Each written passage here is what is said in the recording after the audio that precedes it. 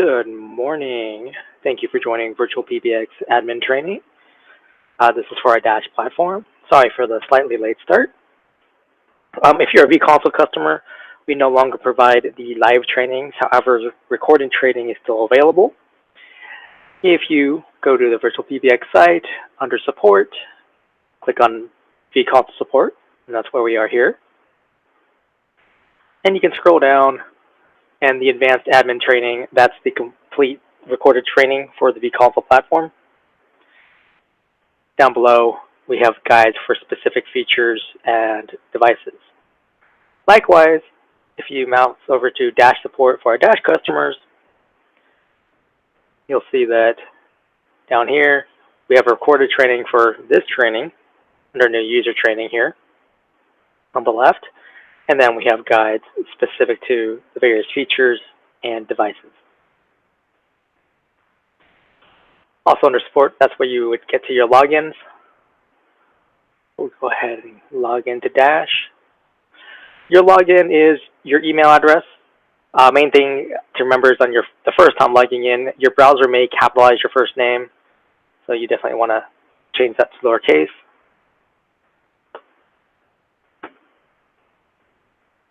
And then your account name is basically your company name.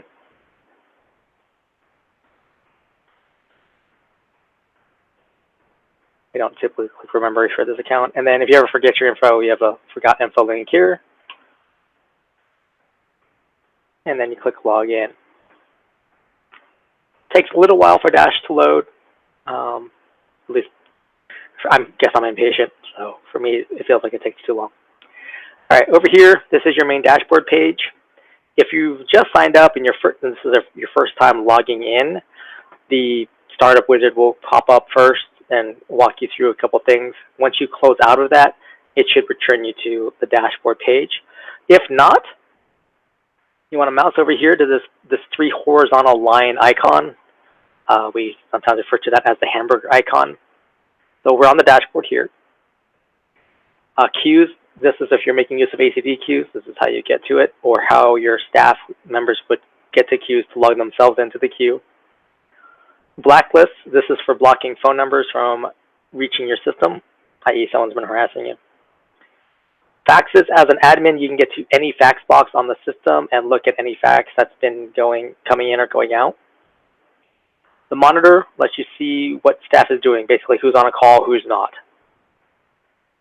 Recordings, get you to any call recordings if you're making use of call recordings. The user portal, this is what every user can get to. Basically, use it to check their voicemail onto the website, and they can adjust their call forwarding if they need to. Voicemails, kind of like fax box, you can get to any voicemail box on the system as an admin, and then get to any voicemail message. And webhooks, this is if you're making use of APIs to hook Dash into other software. But we'll start here with the dashboard, because this is where you're mostly going to be for configuration purposes. Users, these are everyone who's using the account. This will include people who are standard users, so people who make and receive calls. They'll have a variety of features available to them.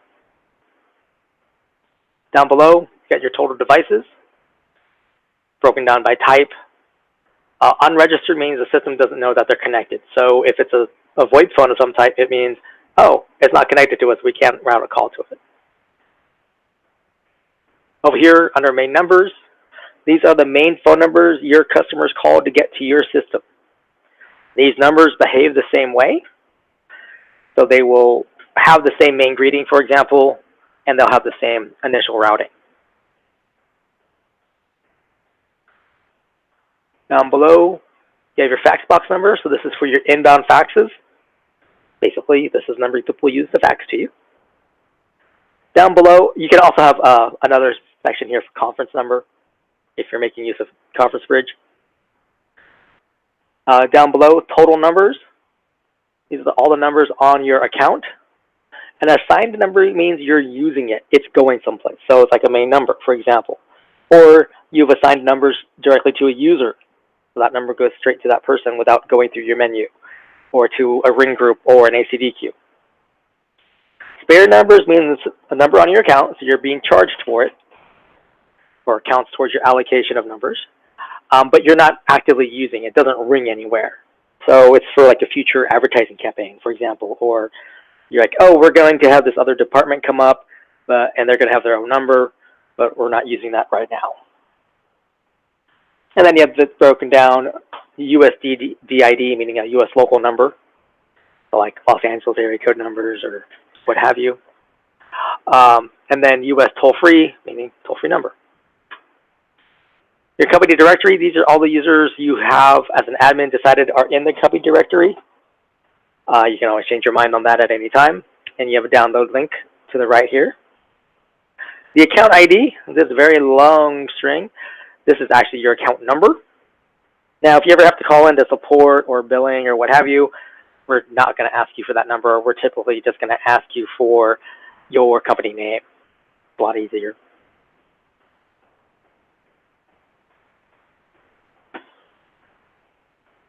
The account realm, this is typically used for outbound faxing because we make use of email to fax, and the account realm is the domain of that outbound fax message, whereas the to field is the phone number you're faxing to. This is also used to program third-party devices, so a VoIP phone that doesn't show up on the list of available devices, or a third-party soft phone application, so something like X-Lite from Counterpath, for example. And down below at the very end there, we have your store discount code. Just for being a customer of VirtualPBX, you get a discount on items in our store. This is typically for VoIP phones, but it can also be for network equipment as well.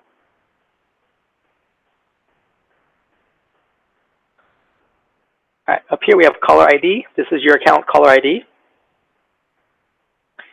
can choose any of your main numbers.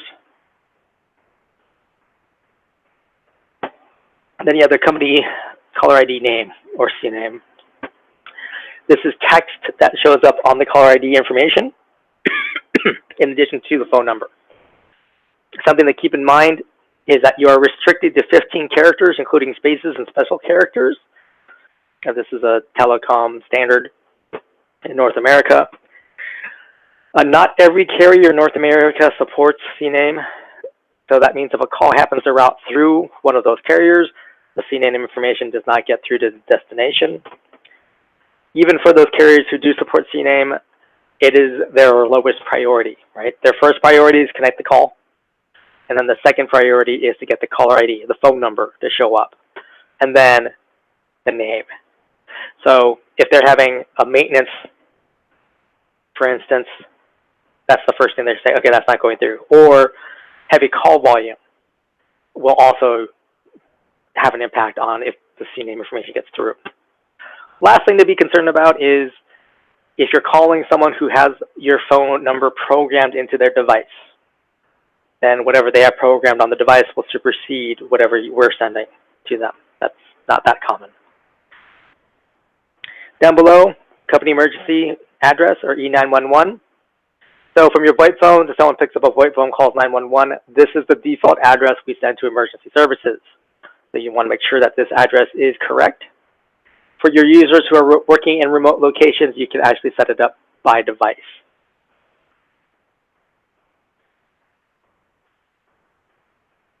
Hold music, this is your company hold music. You can upload a file, maybe by clicking here and find the file on your computer. Dash will accept .mp3 or .wav, .wav files. Right now we're restricted to 1 megabyte in size, so a 1 megabyte MP3 is roughly 5 minutes long. Main things to remember about uploading a file to Dash, you want to make sure it's recorded in mono, not in stereo, i.e. one track. Basically, when you call in to listen to it and you had a stereo file uploaded, you're going to hear a lot of static because it's trying to compress 2 audio streams into 1 speaker. Doesn't work well. Any file you've already uploaded is also available. And then just remember to click on Save Changes. Now, hold music on Dash means call comes in, gets to a user starts talking, then they put the person on hold. This will be that default hold music that they have. Now, individual users can have their own hold music as well. That's one of the user features. Right, and then your hours of operation. This is actually a subset of the main number section.